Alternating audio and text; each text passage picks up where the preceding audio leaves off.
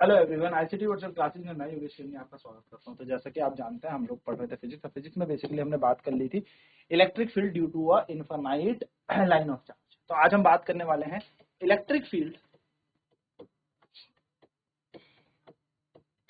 Due to infinite sheet, यानी कि एक अनंत चादर द्वारा विद्युत क्षेत्र हमें क्या मिलेगा। ठीक है, चलिए। तो ये शीट हमने बनाई यहाँ पर।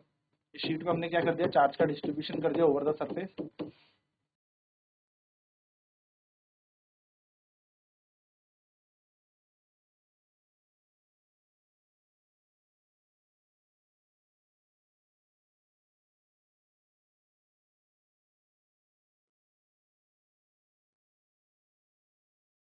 ठीक है, तो ये एक शीट है और शीट से हमें इलेक्ट्रिक फील्ड निकालना है किसी पॉइंट, इधर भी निकलेगा पी डैश पर और इधर भी निकलेगा पी डैश पर। क्योंकि दोनों पॉइंट कहाँ है, आउटसाइड द फील्ड है, तो हमें यहाँ पर निकालना है। तो हमें पता है एरिया जो होता है, एरिया वेक्टर बाहर की तरफ जाएगा डीए वेक्टर, और इलेक्ट्रिक फील्ड भी यहाँ पे बाहर की तरफ जाएगा।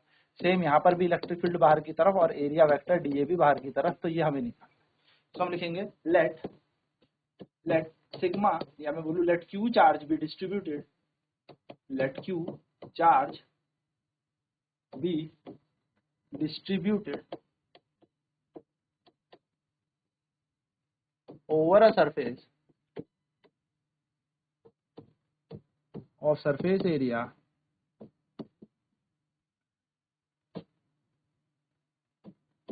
A. Let sigma be the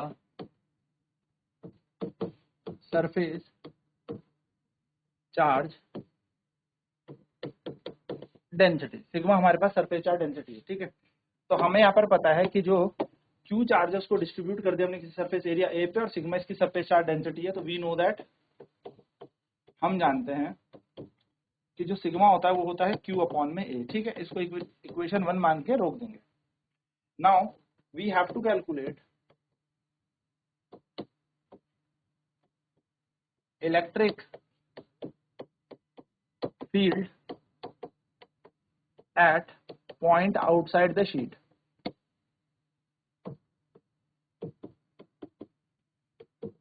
तो जो शीट है वहां पर हमें इलेक्ट्रिक फील्ड निकालना है। तो इस शीट पे हम इलेक्ट्रिक फील्ड कैसे निकालेंगे, तो इलेक्ट्रिक फील्ड निकलेगा, फ्लक्स निकालेंगे सबसे पहले। तो फ्लक्स जो हमारा नेट फ्लक्स निकलेगा, टोटल फ्लक्स, वो निकलेगा flux at first surface plus flux at second surface. अब देखो, दो सतह है ना, दो जगह है, दो पॉइंट हमारे पास बाहर। एक पॉइंट हमारे पास पी डैश यहाँ पर है, एक पॉइंट पी डैश यहाँ पर है, यानी कि इन दोनों पॉइंट्स में हमें इलेक्ट्रिक फ्लक्स निकालना है। तो हम बात करते हैं यहाँ पर फ्लक्स कैसे निकलेगा। तो इस फ्लक्स को निकालने के लिए हमारे पास फॉर्मूला होता है पाई ई, ऐसे ही रहेगा, ये बन जाएगा integration E dot d A plus फिर से इंटीग्रेशन ई डॉट डी ए। ये हमारा इलेक्ट्रिक फ्लक्स बन जाएगा। डॉट प्रोडक्ट हटता है तो हम सभी जानते हैं कि डॉट हटता है तो क्या आता है, ई D A cos theta plus integration E D A cos theta. ये दो चीज बन गई। नाउ यहाँ पर अगर हम देखें तो थीटा क्या होता है, एंगल बिटवीन, या मैं कह सकता हूँ where angle theta is, where theta is angle between electric field and D A vector, और here E vector is parallel to D A vector, यानी कि दोनों सेम डायरेक्शन में चल रहे, then theta is equals to 0 degree हो जाएगा। अगर हम इसको यहाँ पर पुट करेंगे, phi E is equals to, तो हमारे पास नेट फ्लक्स आएगा E D A cos 0 plus integration E D A cos 0। Phi E ऐसे ही रहता है, integration E D A cos 0 1 plus integration E D A cos 0, यहाँ पर फिर से 1 हो जाएगा। तो phi E is equals to आ जाएगा, हम जानते हैं कॉस 0 की वैल्यू 1 होती है ना, तो बन जाएगा E integration D A plus E integration D A. तो फाई ई ऐसे रहेगा, फिर ई ऐसे रहेगा, डी ए का बन जाएगा ए, और फिर ई ऐसे रहेगा, डी ए का बन जाएगा ए। तो phi E is equals to E A plus E A बन जाएगा 2 E A. Phi is equal to 2EA, ठीक है। यहाँ से अगर हम देखें तो अप्लाइंग गॉस लॉ, हम यहाँ पर अप्लाई करते हैं गॉस लॉ को, क्योंकि गॉस लॉ की ये एप्लीकेशन है। तो गॉस लॉ हमने यहाँ पे लगाया, तो गॉस लॉ लगाने पर हमें क्या पता लगा, गॉस थ्योरम बोल लीजिए, गॉस लॉ कह लीजिए। तो गॉस लॉ क्या कहता है, phi E is equal to Q upon epsilon naught. Q upon epsilon naught को इक्वेशन यहाँ पर रख दो, इक्वेशन नंबर 2 पे रख दो। Put in equation number 2, put in equation second. तो जैसी सेकंड इक्वेशन में रखेंगे तो बन जाएगा Q upon epsilon naught is equals to 2EA। और अगर हम यहाँ से E की वैल्यू निकालें तो E की वैल्यू निकलेगी Q upon 2A epsilon not, जो कि बन जाएगी equation number 3। Now we know that put Q is equals to sigma A from equation first in equation 3। हम जानते हैं चार्ज जो होगा वो Q is equal to sigma A होता है, तो इलेक्ट्रिक फील्ड ऐसी ही सिग्मा A ऐसी यहाँ पे आ जाएगा 2A एप्सिलॉन नॉट। तो A से A कैंसिल हो जाएगा, इलेक्ट्रिक फील्ड की वैल्यू आ जाएगी हमारे पास सिग्मा अपॉन 2 एप्सिलॉन नॉट। देखो 2 बज गया, एप्सिलॉन नॉट बज गया। तो ये इलेक्ट्रिक फील्ड होता है हमारे पास पॉइंट P पर ड्यू टू द शीट। तो this is required electric field, this is required electric field at point P dash due to the sheet. Sheet द्वारा कितना इलेक्ट्रिक फील्ड मिलेगा, सिग्मा अपॉन 2 एप्सिलॉन नॉट, इतना electric field हमें मिलता है। जहां पर सिग्मा क्या होता है, where sigma is the surface charge density. Unit जरूर लिखेंगे इसका, Newton per coulomb. Where sigma जो है वो है सरफेस चार्ज डेंसिटी। तो सिग्मा हमारा सरफेस चार्ज डेंसिटी हो गया, ठीक है। चलो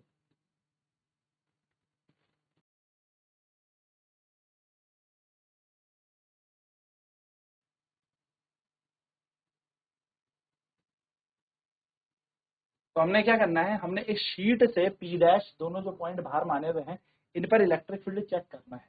इन पॉइंट पर इलेक्ट्रिक फील्ड चेक करने के लिए हमारे पास क्या होगा, let Q be the charge distributed over a surface of surface area A। Q charge को हमने डिस्ट्रीब्यूट कर दिया किसी सरफेस एरिया A पे। सिग्मा जो है वो सरफेस चार्ज डेंसिटी है, तो हम जानते हैं sigma is equal to Q upon A हमारा फॉर्मूला होता है, ठीक है।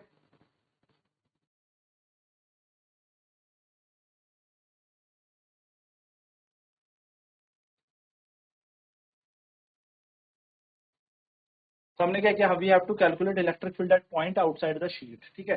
तो phi is equals to phi 1 plus phi 2, यानी कि दोनों जगह का इलेक्ट्रिक फ्लक्स हम निकालेंगे। तो दोनों तरफ का इलेक्ट्रिक फ्लक्स हमने ऐड कर दिया, E dot d A integration E dot d A. इन दोनों को ऐड करके हमें पता है डी डॉट हटता है तो ई D A cos theta integration E D A cos theta. Theta यहाँ पर एंगल होता है इलेक्ट्रिक फील्ड और एरिया वेक्टर के बीच में। तो क्योंकि पॉइंट पी डैश पे दोनों के दोनों पैरेलल है तो थीटा की वैल्यू 0 हो जाएगी। तो हम यहाँ पर लगाएंगे ई D A cos 0 plus integration E D A cos 0। Cos 0 की value 1 integration E D A plus integration E D A बन जाएगा।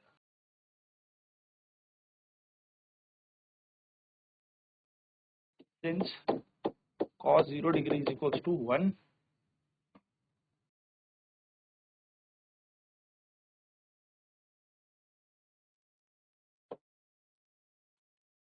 Phi is equal to integration E dot D E D A बन जाएगा, ई बाहर आ जाएगा तो D A integration, ई बाहर आ जाएगा तो डी ए इंटीग्रेशन, तो बन जाएगा ई ए प्लस ई ए। तो 2EA हमारे पास टोटल यहाँ पर क्या बन जाएगा, फ्लक्स बन जाएगा। तो टोटल फ्लक्स हमारा आ गया 2EA। ना गॉस लॉ को अप्लाई करेंगे तो phi E is equal to Q upon epsilon naught होगा। तो इसको हम जैसे इक्वेशन नंबर 2 पे पुट करते हैं, यानी कि हम इसको यहाँ पर पुट करते हैं, तो Q upon epsilon not 2EA के बराबर हो जाएगा, right. Q upon epsilon not बराबर 2EA, और E की वैल्यू अगर निकाला जाए तो 2 नीचे आ जाएगा और A नीचे आ जाएगा। तो E is equals to Q upon 2A epsilon naught. तो put Q equals to sigma A अगर हम इक्वेशन फर्स्ट में रख देते हैं, इक्वेशन फर्स्ट से यहाँ पे रखते हैं तो Q बराबर सिग्मा इंटू A, क्योंकि सिग्मा सरफेस चार्ज डेंसिटी है। तो E बराबर sigma upon 2A epsilon not, A से A कैंसिल हो गया तो E इक्वल्स टू आ जाएगा सिग्मा अपॉन 2 एप्सिलॉन नॉट। ये हमारा इलेक्ट्रिक फील्ड आ जाएगा सिग्मा अपॉन 2 एप्सिलॉन नॉट। तो E is equal to sigma upon 2 epsilon naught newton per coulomb हमारा इलेक्ट्रिक फील्ड आ गया। This is required electric field at point P dash due to the sheet. और तो sheet के द्वारा जितना भी हमें इलेक्ट्रिक फील्ड मिलेगा वो सिग्मा अपॉन 2 एप्सिलॉन नॉट मिलेगा।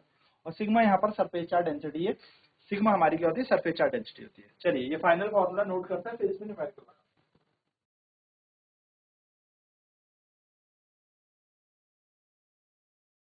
चलिए क्वेश्चन करते हैं। क्वेश्चन है calculate the electric field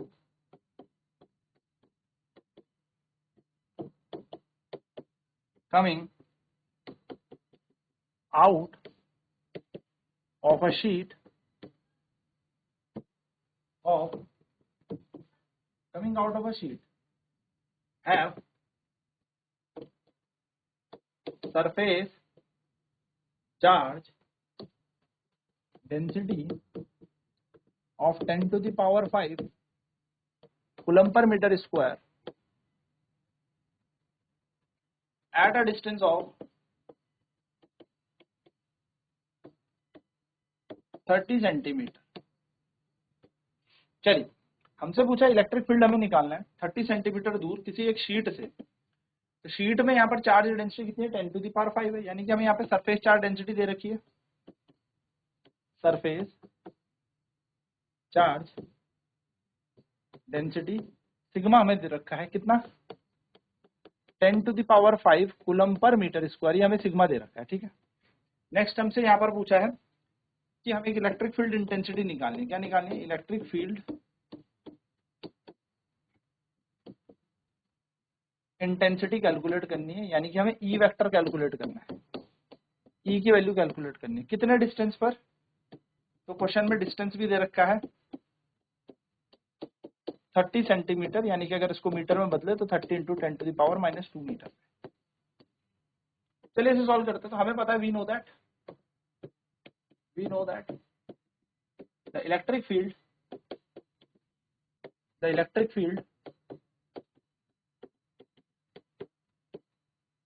due to the electric field due to the sheet is given by E is equals to sigma upon 2 epsilon। E ऐसे रख दो, सिग्मा की value 10 to the power 5, 2 की जगह 2, epsilon not की value पता है 8.85 into 10 to the power -12।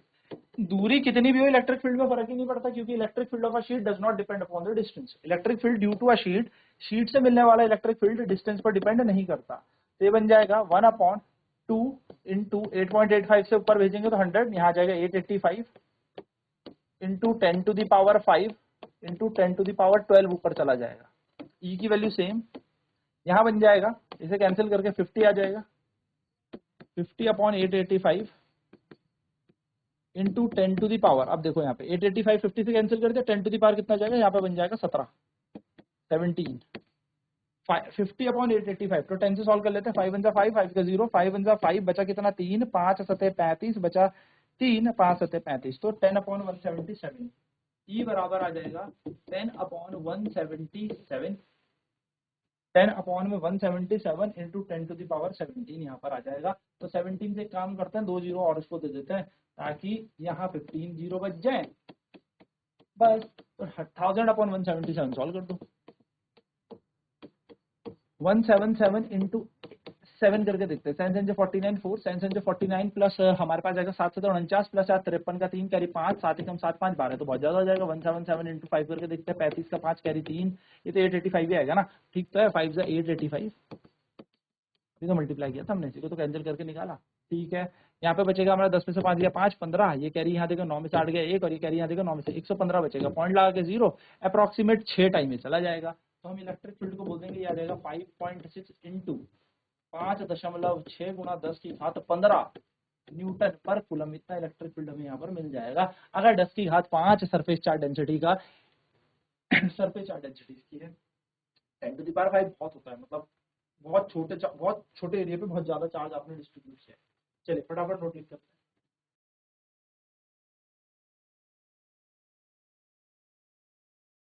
हमसे बोला calculate electric field coming out of a sheet having surface charge density of 10 to the power 5 coulomb per metre square at a distance of 30 centimetre.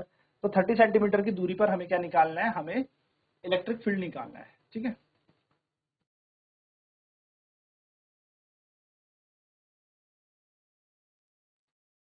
हम जानते हैं electric field due to a sheet is given by, तो electric field किसी sheet से कैसे दिया जाता है, E is equal to sigma upon 2 epsilon naught. तो E की वैल्यू E रखी, सॉल्व किया, इस पूरी इक्वेशन को सॉल्व करते हैं, ठीक है। तो E की जगह E, 2 की जगह 2, एप्सिलॉन नॉट की वैल्यू कितनी होती है 8.85 इंटू 10 टू द पावर -12। ये -12 ऊपर जाके प्लस का 12 बन जाएगा, इसको हमने क्या कर दिया 2 जीरो, जैसे यहाँ पे 10 टू द पावर 5 था ना, ठीक है, इससे पॉइंट हटाया तो 2 जीरो ऊपर चले गए, तो 100/885 आ गया। तो सॉल्व कर दिया हमने इसको पूरा का पूरा। सॉल्व करने के बाद जो फाइनल आंसर हमें ऑब्टेन होता है that is 5.6, nearly 5.6 into 10 raise to the power 50 newton per coulomb मिल जाएगा। तो हम कह सकते हैं the electric field coming out from the sheet, the electric field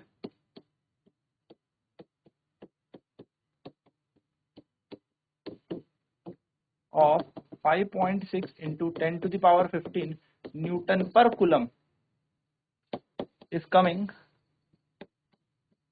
out of the sheet। ठीक है, तो इतना इलेक्ट्रिक फील्ड हमें मिल रहा है।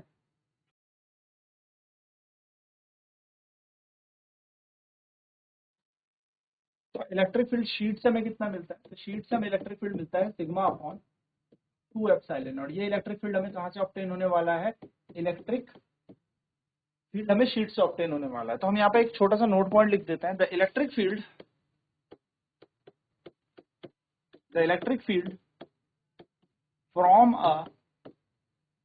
from an infinite